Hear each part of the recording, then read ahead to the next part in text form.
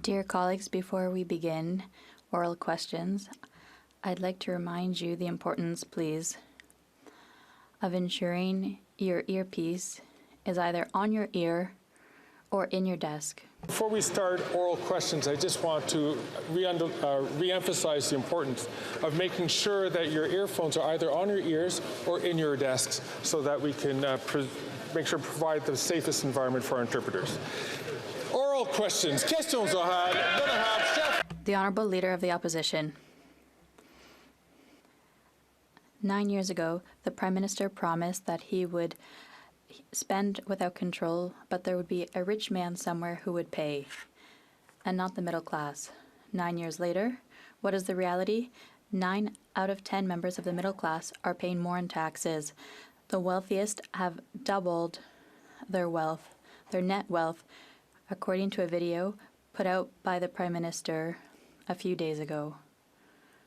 And the majority of middle-class youth cannot even buy a home. Given that he has already broken that promise, why should we believe him now? The Right Honourable Prime Minister. Mr. Speaker, our 2024 budget is based on creating generational fairness. Part of that is asking the wealthiest to pay a little bit more when they sell investments, very profitable investments. And it's with that we will invest in more housing for youth, more dental care for seniors, more spots in childcare for young families. We are there to help those who need it. The Conservative Party has just announced that they will side with the wealthiest. They won't be there to help the middle class and those working hard to join it. The Leader of the Opposition. That is exactly what he said 9 years ago, and the result, according to his own data published on his Twitter since his arrival in power, the wealth of the wealthiest has doubled, as taxes on the middle class and the cost of housing have also doubled. Mr. Speaker, why is it that every time he promises to increase taxes on the wealthiest, it's the poor and the middle class who foot the bill? The Right Honourable Prime Minister. Mr. Speaker, it's the same types of justifications the Conservative Party gave in 2015 when they voted against increasing taxes on the wealthiest 1% and lower them for the middle class. It's the same type of argument they used to vote against the Canada Child Benefit that lifted hundreds of thousands of children out of poverty. And today, they are in the same situation, defending advantages for the wealthiest in this country, while we are asking for a little more to help with housing for young people, helping seniors with dental care, and many other things, Mr. Speaker. The Honourable Leader of the Opposition. 9 years ago, the Prime Minister promised he could spend uncontrollably and there'd be a rich guy on a hill somewhere who would pay the bill. The middle class wouldn't have to pay. Well, what is the result? According to him, the total net worth of the richest Canadians has doubled since he took office. Meanwhile, 9 in 10 middle-class Canadians are paying more tax. Housing costs have doubled, so 76% of middle-class youth believe they'll never afford a home. 2 million people line up at a food bank because they can't afford to eat on a middle-class salary. Given that he already broke this exact same promise over 9 years, why should we believe him this time? The Right Honourable Prime Minister. Mr. Speaker, if it didn't have real-world impacts on Canadians, it would almost be amusing to watch the Conservative leader tie himself in knots to try and justify voting in favour of advantages for the wealthy Canadians when they sell really profitable investments. We're asking them to pay a little bit more so we can invest more in housing for young people to be able to have the same kinds of opportunities previous generations did. We're delivering dental care for over 200,000 seniors in just the last 6 weeks. We're delivering more spaces in childcare. We're stepping up for Canadians. They're stepping up for the rich.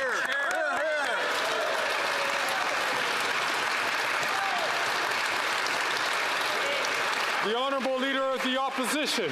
Real-world impacts. That's what we have today after 9 years of this Prime Minister promising to tax, borrow, and spend us into fairness. But according to the StatsCan data he put out himself since he became Prime Minister, the net worth of the wealthiest Canadians has doubled. Why? Because the taxes he puts always land on the middle class.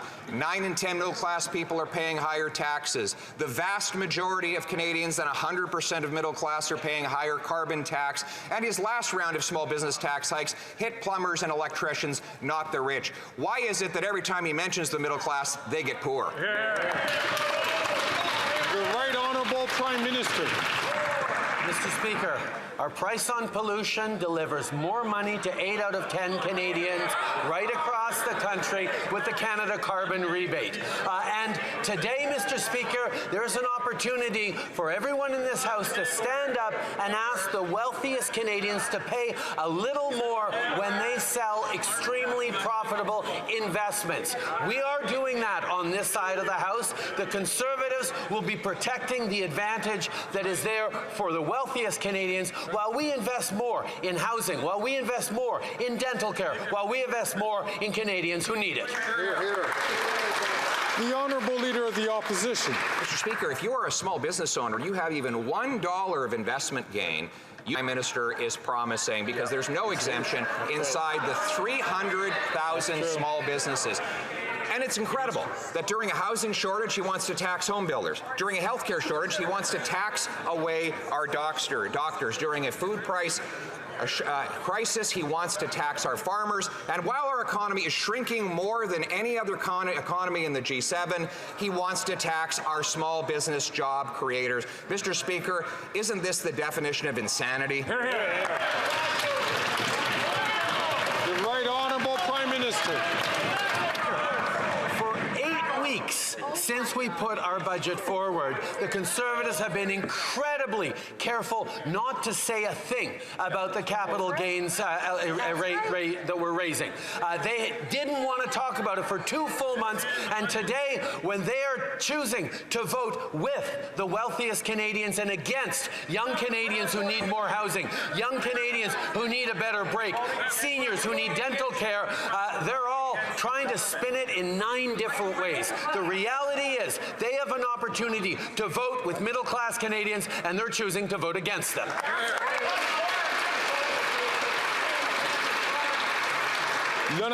The Honourable Member for Belleuil-Chambly. Mr. Speaker, the Prime Minister doesn't have the habit of listening or reading to what the RCMP suggests, but the RCMP is saying it doesn't have the tools to counter a threat to security, to social peace, the threat of hate speech. It doesn't have the tools to do its work. Obviously, the religious defense in the criminal code that allows people to say and incite violence is a precious tool for those who want to sow violence. Does the Prime Minister agree to repeal the religious exemption from the criminal code? The Right Honourable Prime Minister. Mr. Speaker, hate speech and anti-Semitism have no place in Canada. Our government fights racism and hatred like no government has done in the past, introducing an act on online harms, funding increased protection for mosques, synagogues, and places of worship, and our plan to criminalize the Holocaust denial. We recognize there is more to do. We will continue to work with our police services with the necessary laws to strengthen protection for all in this country. The Honourable Member for Belleuil-Chambly. How to waste 35 precious seconds. Mr. Speaker, the streets of Montreal and other cities in Quebec and Canada are subject to protests and open invitations to hatred when it is not, frankly, to violence. There are even calls to exterminate the people of Israel. What does it take for the Prime Minister to protect the people he is responsible for? The Right Honourable Prime Minister. Mr. Speaker, for years we've been investing to create more protection for mosques and synagogues and places of worship and community centres. We will continue to work with police forces across the country to protect people and highlight that it's important for all Canadians to remember our values of respect, openness, tolerance, and acceptance. Mr. Speaker, we will continue to be there to, yes, allow people to protest within the law and within peace, but also be there to fight hate speech and calls for violence. The honourable member from Burnaby South. Yesterday, the Liberals finally woke up. They realized that it's unfair for nurses and carpenters to pay more taxes than billionaires. Well, clearly they didn't have a problem with that for the past 8 years. So why did the Prime Minister let carpenters and nurses pay more taxes than billionaires for 8 straight budgets in a row? I'm just going to ask the honourable member from Caribou Prince George to please not take the floor unless he's recognized by the chair. The Right Honourable Prime Minister. Mr. Speaker, one of the very first things we did in 2015 was raise taxes on the wealthiest 1% and lower them for the middle class. I will recall that the NDP at that time actually voted against that measure. But right now, we're putting forward a measure to ask the wealthiest Canadians who make a tremendous amount of profits when they sell extremely profitable investments to actually pay a little bit more on those profits so that we can invest in more housing, in more supports for seniors, in a range of things to create fairness for every generation. The Conservatives are choosing to vote against that, and they're standing once again with the wealthiest. The honourable member for Burnaby South. Have done this 8 years ago. Yesterday, the Liberals woke up. They realized that it wasn't fair for nurses to pay more tax than billionaires. But they didn't think it was unfair over the past 8 years. Why has the Prime Minister forced nurses to pay more taxes than billionaires for 8 straight budgets? The Right Honourable Prime Minister. Mr. Speaker, in 2015, we increased taxes for the wealthiest 1%, and we decreased them for the middle class. And since then, at that time, the NDP voted against those measures. We are fighting for the middle class and those working hard to join it. That is why we are asking the wealthiest, who make huge profits by selling their investments, to pay a little more so that we can deliver on housing, deliver on dental care, deliver more childcare spaces for Canadians who need them. Unfortunately, once again, the Conservatives are siding with the wealthiest against middle-class Canadians. The honourable member from Regina Capel. The Finance Minister is about to impose another job-killing, wage-cutting, price-hiking tax on Canadians, and she wants us to believe the latest fairy tale that somehow we'll all be better off if the Prime Minister just raises taxes again. We've heard this for 9 years. Let's take a look at the result. Canada is on track for the worst decline in living standards in 4 decades. 9 out of 10 middle-class families now pay more in income taxes, and Stats Canada says that Liberal policies since 2015 have cost Canadians $4,200 in lost wages per worker. They've made the middle class worse off with their last 8 budgets. Why should anyone believe that the 9th time is the charm? The Deputy Prime Minister and Minister of Finance.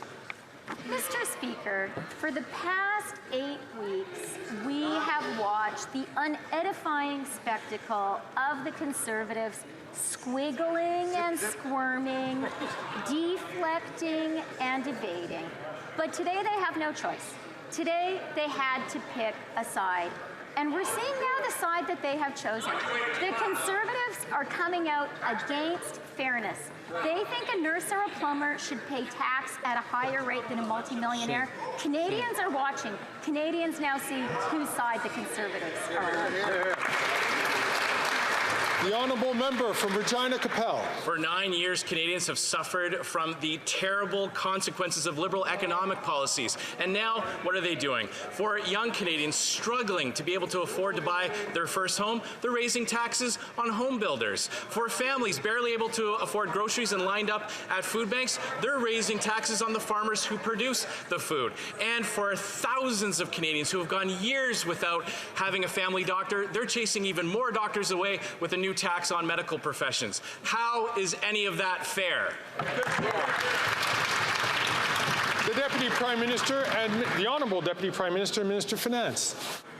Mr. Speaker, the Conservatives have been trying so hard to fake it.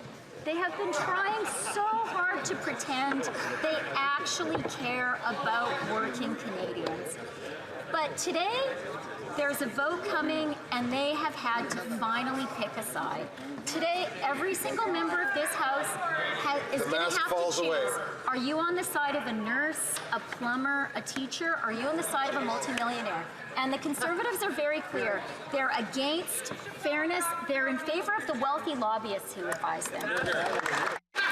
The honourable member from Thornhill. Canadians are finding that the harder that they work, the more they are punished. The incompetent finance minister wants people to believe that her job-killing taxes impacts only the very rich. It's doctors, it's farmers, it's small business owners, it's a restaurant that's been in the community and leases its building, it's tradespeople like plumbers and roofers who reinvest in their businesses and their equipment and eventually want to stop working. She's raising their taxes in the name of fairness because she spent all the money that she already took for them. How is any of that fair? The Honourable Deputy Prime Minister and Minister of Finance. Mr. Speaker, one thing that is kind of astonishing is that after having been mute, or you might want to say gagged, for 8 weeks, the Conservatives have finally found some passion around this issue. And isn't it astonishing that when given an actual opportunity to choose to side with a plumber, to choose to side with a nurse, or to side with their multi-millionaire lobbyist pals, the Conservatives are choosing to vote against fairness. Canadians are watching.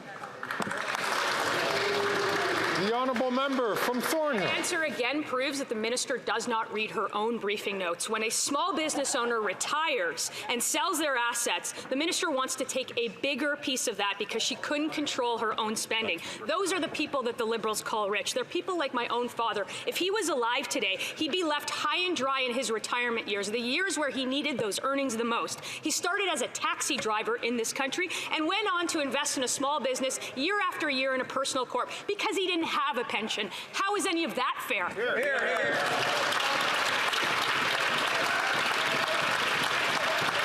The Honourable Deputy Prime Minister and Minister of Finance. Mr. Speaker, squiggle and squirm as you might, it is really hard to put lipstick on a pig. And that is exactly what the Conservatives are trying to do today. The Conservatives have found themselves unable when it really counted to side with working people. They have been unable to vote for fairness, to vote for the nurse, to vote for the plumber, and now they're evading responsibility for that choice. But we won't let them. We're in favor of fairness, and they are not. The honourable member from Calgary, Forest Lawn. This Fast and Furious finance minister unveiled her latest job-killing scheme to screw over Canada's middle class to bankroll her incompetency. Newcomers like my family came here for the Canadian dream, had very little, worked hard, saved money, and started a small business. She calls them tax cheats and vilifies their success. This job-killing capital gains tax hike will destroy their life's work. Hey, they can save it all by canceling their Disney Plus. But before this minister runs away from the mic again, does she think her attack on small businesses is actually fair? The Honourable Deputy Prime Minister and Minister of Finance. Mr. Speaker, for the past 8 weeks, the Conservatives have been dithering and delaying and deflecting. They were squirming. They were so uncomfortable because they recognized they had to make a really big choice. Were they actually going to be on the side of working people, Canadians who live paycheck to paycheck, or on the side of multimillionaires? Well, today, we know whose side they're on. We are voting for fairness. The Conservatives are voting against it, as we always knew they would.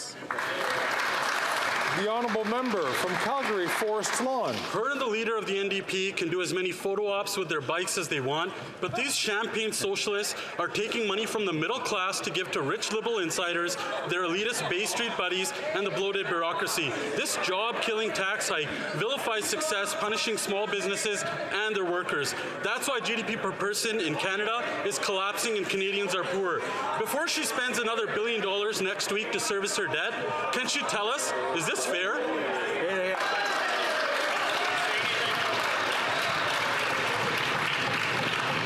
I ask all members on all sides of the House to please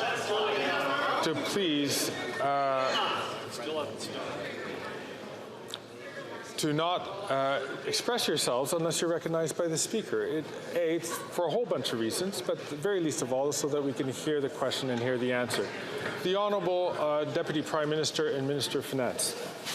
Mr. Speaker, I'd like to read out a quote from a debate in the House of Commons. Quote, "Monstrous increases in capital gains are making the rich vastly richer and creating a kind of aristocratic feudal economy."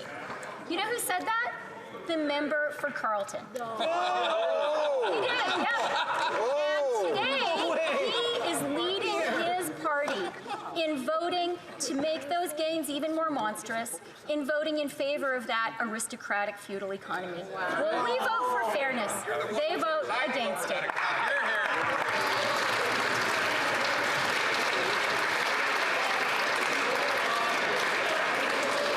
Alors, Order, please.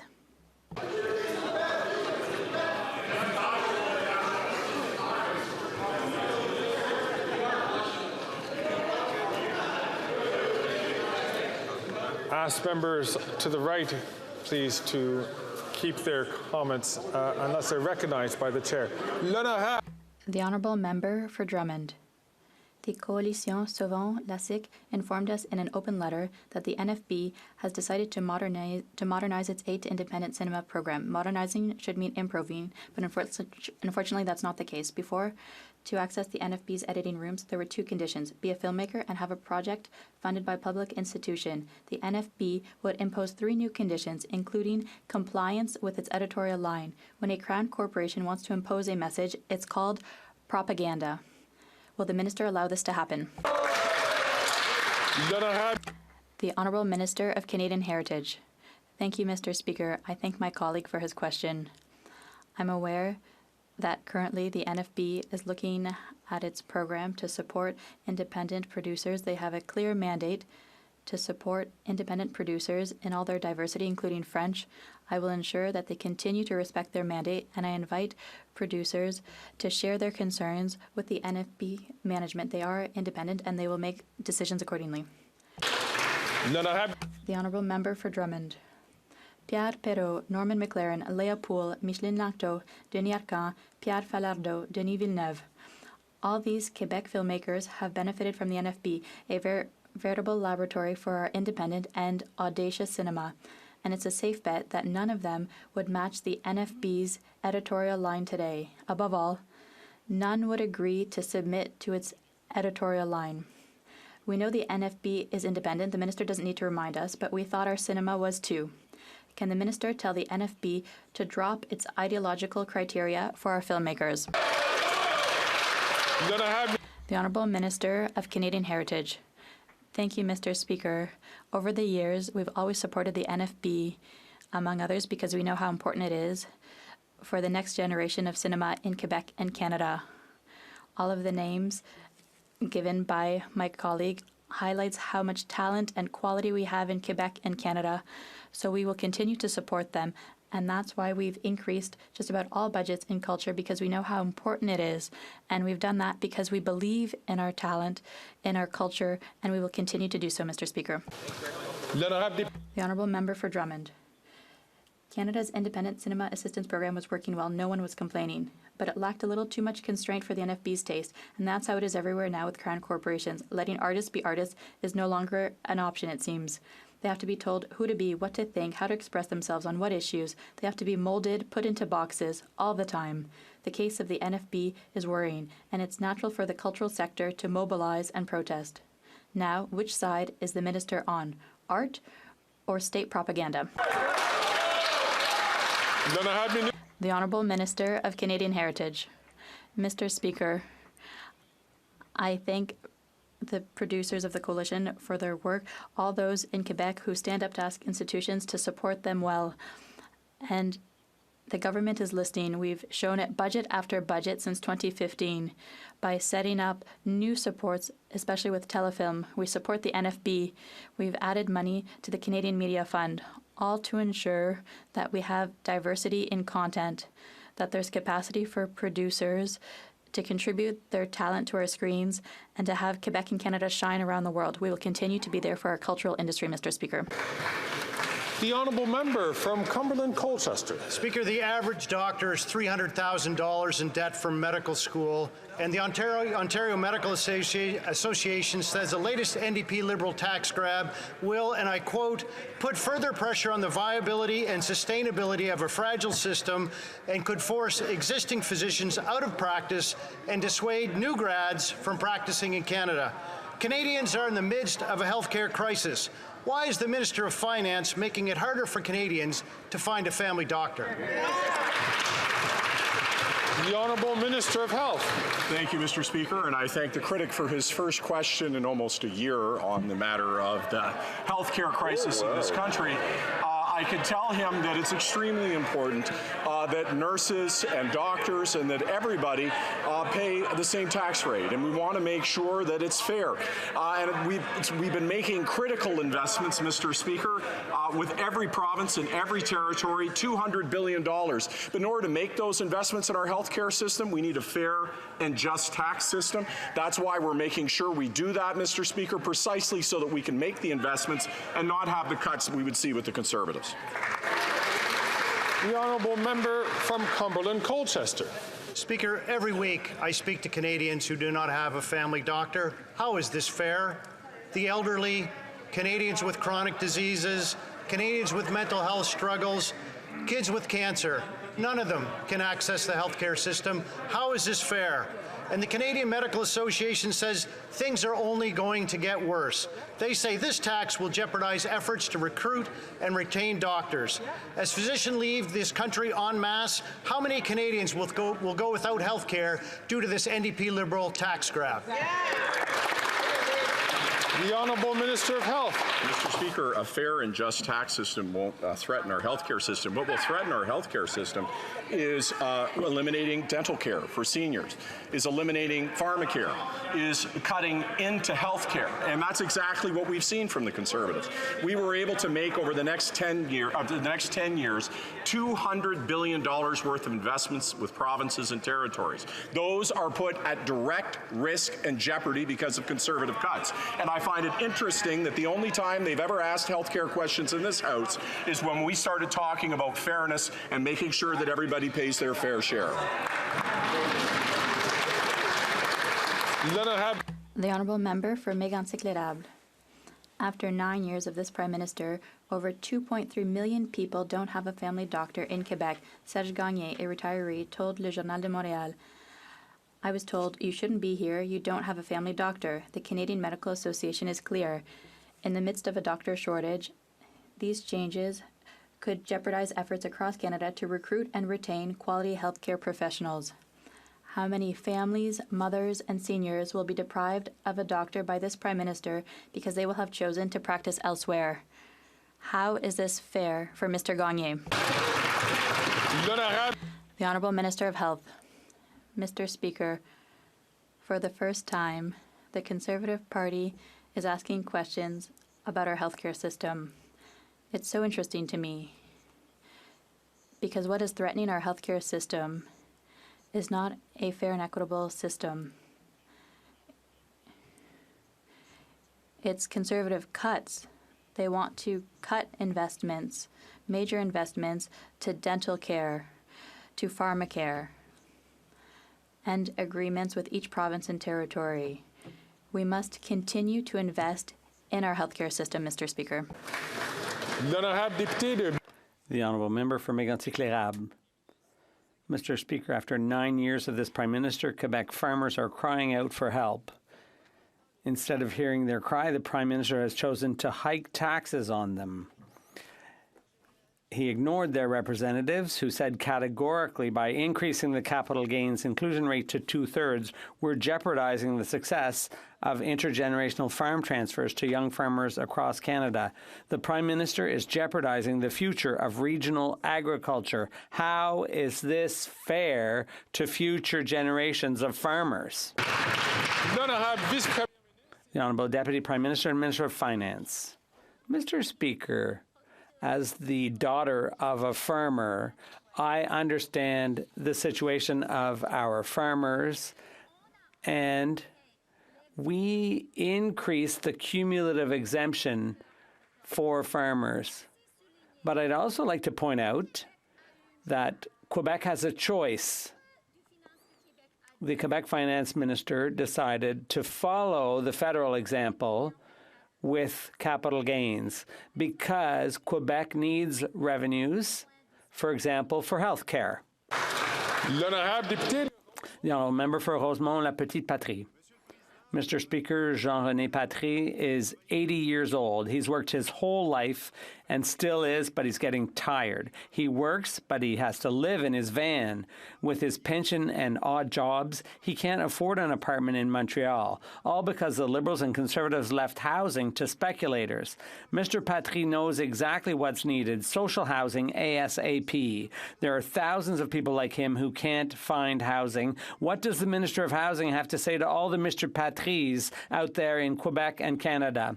The Honourable the Honourable Minister.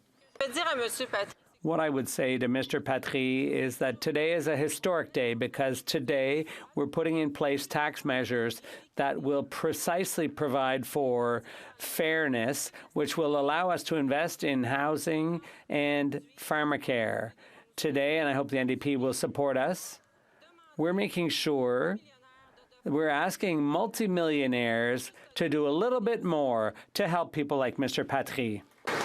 The Honourable Member from Port Moody, Coquitlam.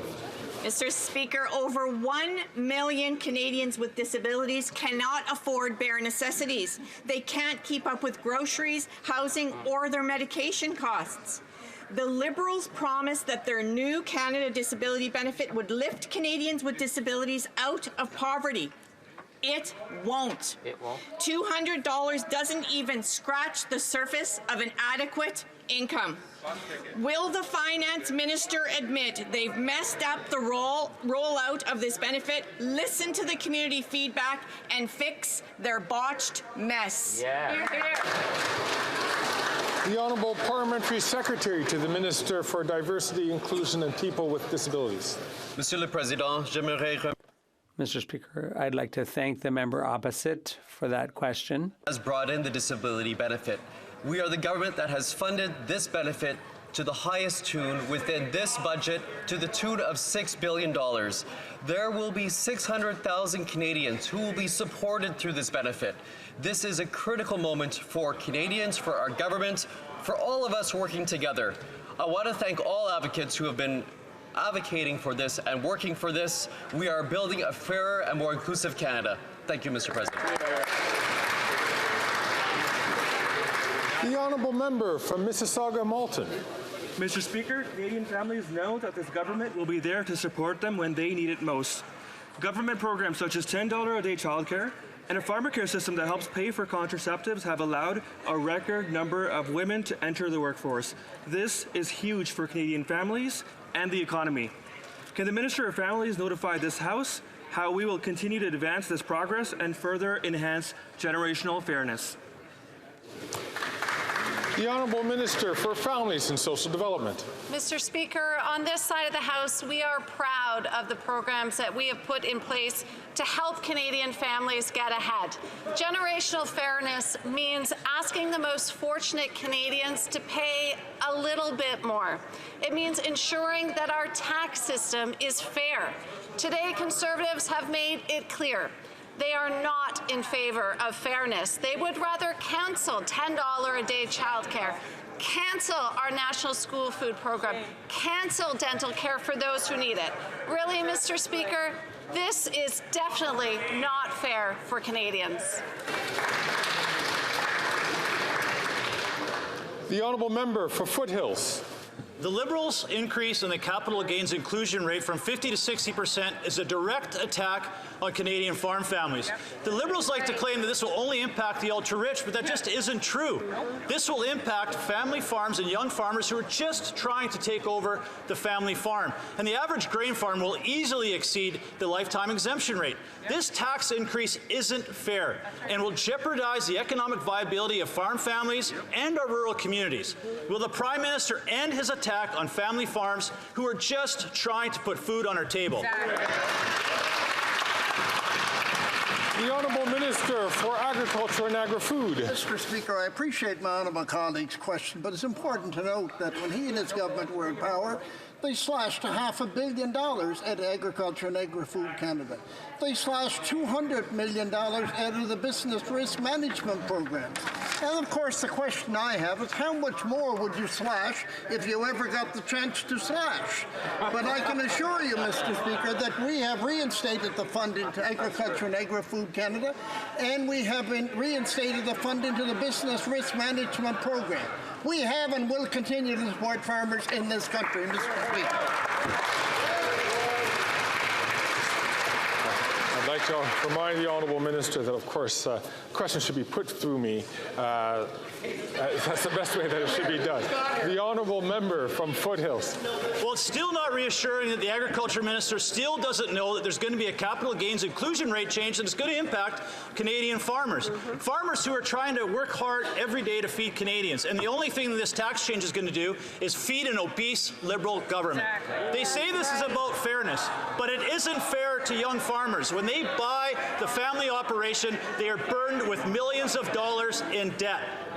This is a gift to the ultra-rich who will buy up family farmland, making mega multinational industrial farms. Will the Prime Minister admit this is not a tax on the ultra-rich, this is an attack on the very survival of family farms?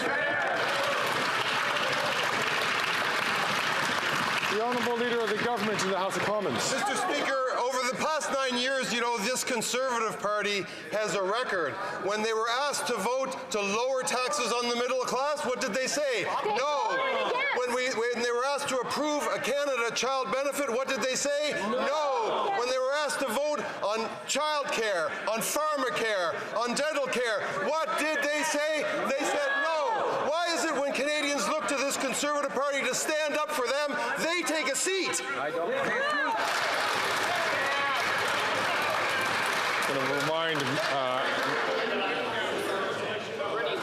like to remind all members on the government side, as well as all members generally, that chanting is not permitted in the House. The Honourable Member from South Shore, St. Margaret's. Lobstermen in Nova Scotia fish for our food, risking their lives in the winter. Waves crashing over them, fishing in blizzards and high seas. They risk their lives for 40 years so they can save a little to retire on the sale of their boat and their license. The NDP Liberal latest tax grab on fishermen is to increase massively the tax on the sale of their license, boat, and gear, even after the fishing exemption. So why do the NDP Liberals think that robbing fishermen of a dignified and honest retirement is fair? Yes. The Honourable Deputy Prime Minister and Minister of Finance. Mr. Speaker, today is an important day for Canadians because today, after taking 8 weeks of truly undignified dithering and deflecting, the Conservatives have finally shown their true colors. And now we know what they really stand for. They had a chance to stand with the plumbers, with the welders, with the nurses, with the teachers. But they've decided that multimillionaires should pay lower taxes than working Canadians. That's just... The Honourable Member from South Shore, St. Margaret's. Only thing this Liberal minister is doing is bringing in retirement-killing taxes on fishermen. Right. Mrs. J and her husband from Nova Scotia worked for 50 years to build their lobster and fish buying business. They sold their business to create their modest retirement income by investing that proceeds and creating a humble retirement. They paid their fair share of taxes already, but Liberals want to take more of the retirement income. Why does this Prime Minister think that robbing an 85-year-old widow of her hard-earned, dignified retirement income is fair?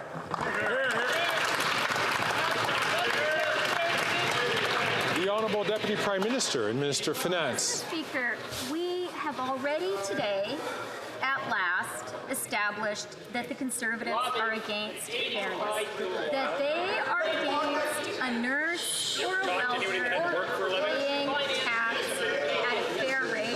They want a nurse or welder to pay more tax than a multimillionaire. What else the Conservatives are saying? They're saying they're going to cut. They're going to cut the dental care that is providing care for people in Atlantic Canada. They're going to cut the early learning and child care.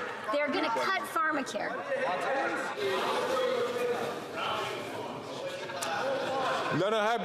The Honourable Member for Berthier-Maskinongé.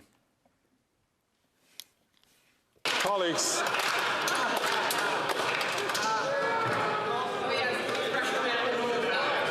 the Honourable Member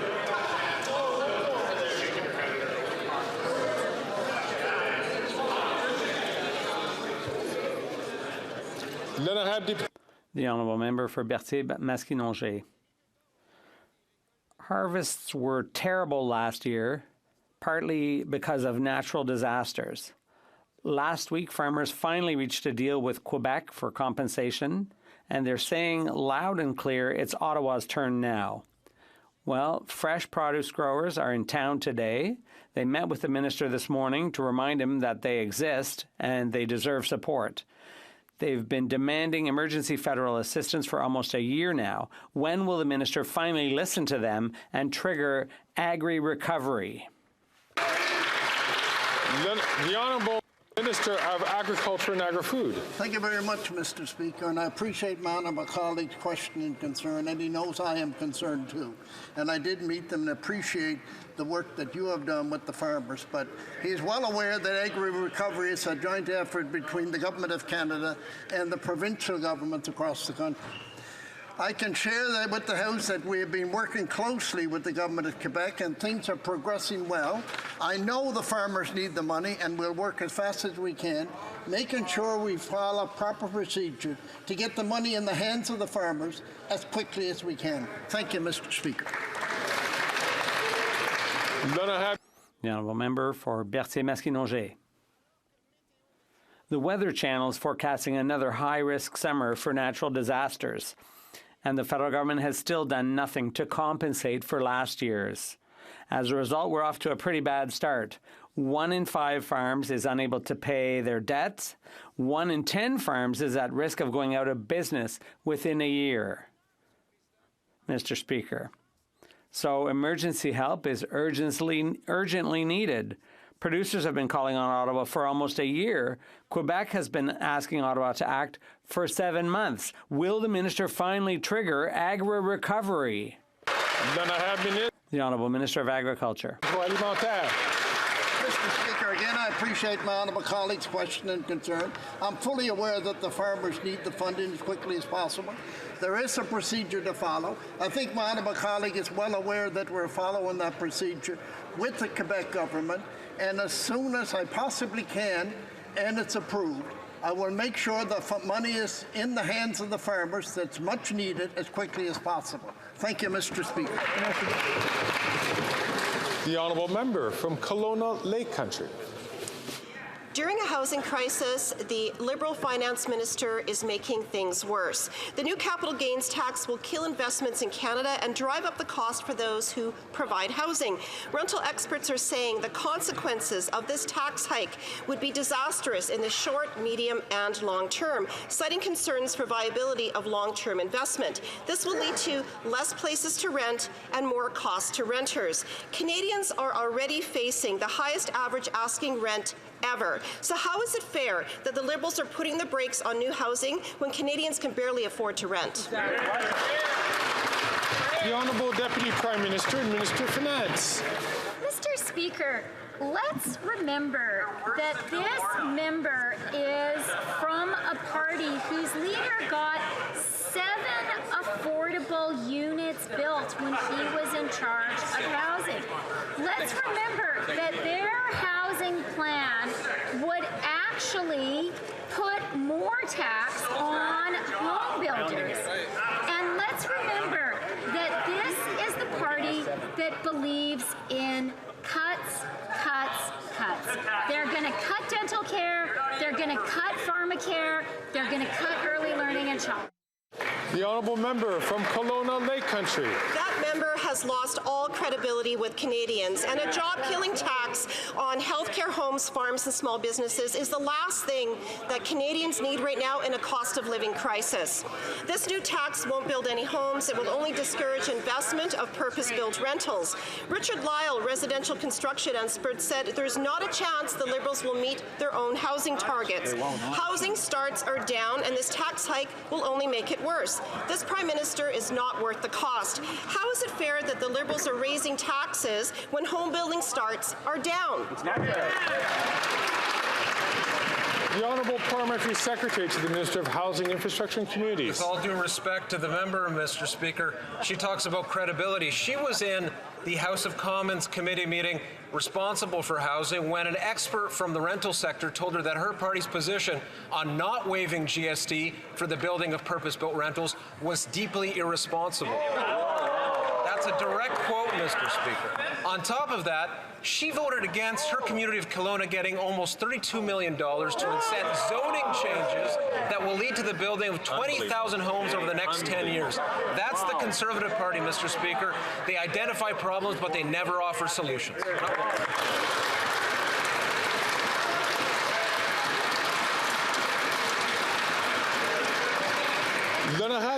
The honourable member for Bellechasse-les-Échemins-Lévis. Thank you, Mr. Speaker. After 9 years of this Liberal government, rents are getting higher and higher, and affordable housing is becoming scarcer and scarcer. Canadians are distressed by this housing crisis, and now the Prime Minister wants to make things worse by changing capital gains tax. According to the Quebec Corporation of Landlords, this change will push rents higher, which is definitely to be avoided in the current context. Why does the Prime Minister want to raise taxes on housing in the midst of a housing crisis? How is that possible, Mr. Speaker?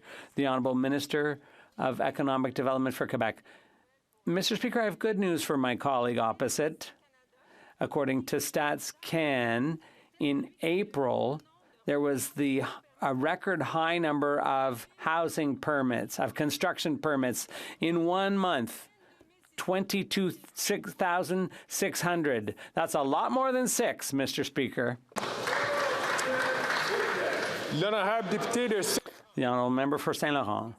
Mr. Speaker, here on this side of the House, we know that countries with huge inequalities between rich and poor do not fare well.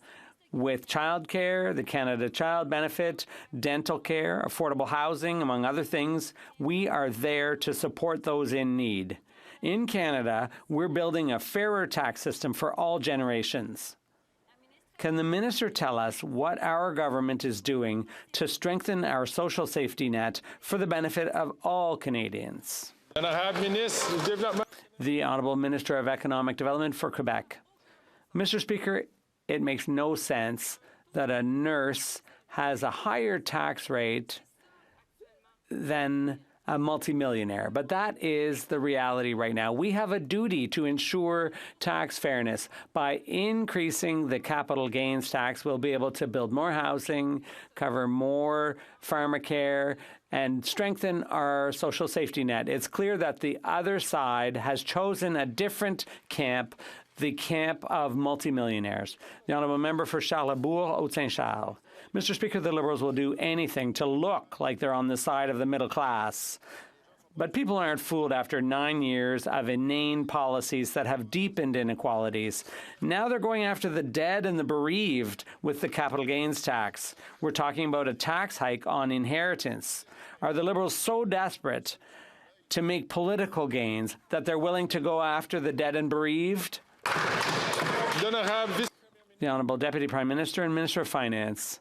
Mr. Speaker, today is an important day for Canadians because today every member has to make a choice. Each of us has to decide whether we're in favor of fairness, if we think a nurse should pay less tax than a multimillionaire.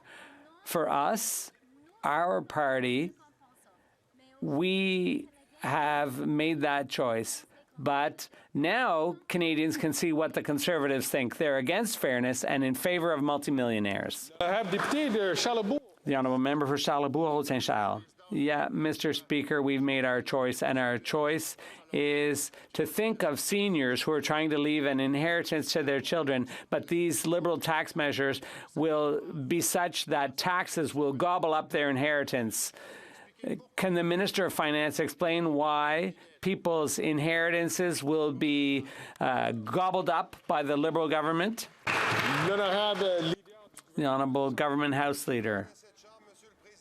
In 9 years in this House, and I would even say in the 20 years since the Leader of the Opposition has had a seat in this House, Conservatives have voted how? They voted against tax cuts for the middle class, against the Canada Child Benefit, against, every time, against child care subsidies, against dental care, against pharmacare. Every time Canadians ask the Conservatives to stand up for them, they stay in their seats, Mr. Speaker. The Honourable Member from Simcoe North. There you have it, Mr. Speaker. Farmers, fishers, families, physicians, all will be impacted by this tax. The government either didn't know this was the case or doesn't care, because had they actually taken the time to ask StatsCan, they might have found out that almost 50% of the people impacted by this tax otherwise make less than $100,000 a year. So why does this government continue to insist on purposely misleading Canadians about who will be impacted by this job-killing tax?